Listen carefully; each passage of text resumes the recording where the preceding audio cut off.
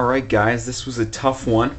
If you'd have asked me about 2 hours ago how to do an iodometric titration, I'd have had no idea. But I went hard in the scientific paint for you guys tonight to figure it out. Now I'm going to tell you. This is the easiest way I've ever found to, imagine this. It took me drawing some pictures and stuff, but I got your back. Check it out. Iodometric titrations are often for determining how much of an oxidizing agent are inside a solution. The most common titration that you guys will end up doing is trying to figure out how much bleach is in a, solution, like a bleach solution, like the one you buy at the store. It's got sodium, this is actually hypochlorous acid. What's in the bleach is probably sodium hypochlorite, but same thing. Point is, this can oxidize iodide. How do you do an iodometric titration? Step 1. Add a buttload of iodide to the solution. What happens when you do that, in this case, is that the hypochlorous acid reacts with the iodide. Here I've assumed it's hydroiodic acid, but I don't care. It could have been sodium iodide, could have been potassium iodide, could have been anything you want iodide. What happens is the oxidizing agent oxidizes the iodide into I2. That's iodine, molecular iodine. You end up with some byproducts, but the point is that you've oxidized iodide to iodine. Then, check it out.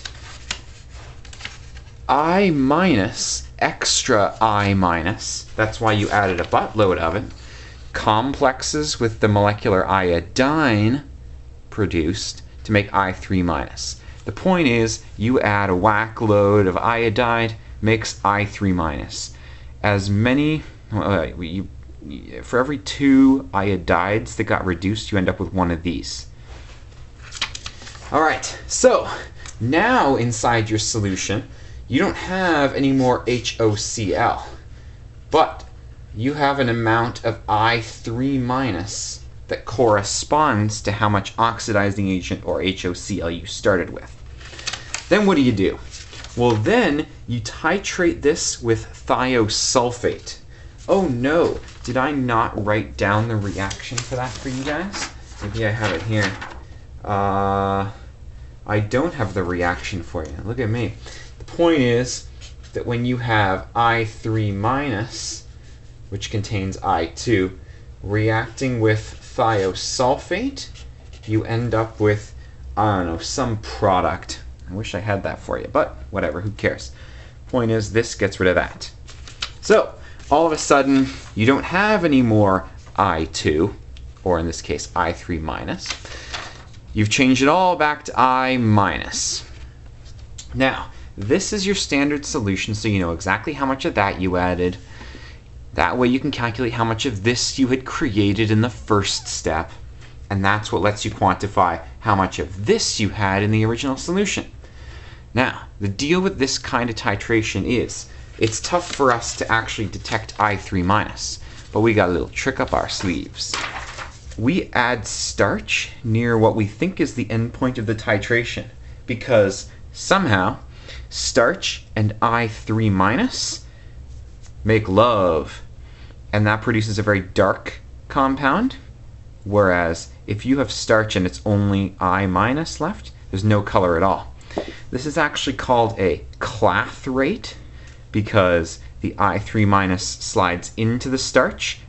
Yeah, that just happened. Goes into the starch molecule and causes some kind of molecular distortion that makes the chemical appear dark blue. So, if you have I3 minus left, the solution's dark. And you know you're done, i.e.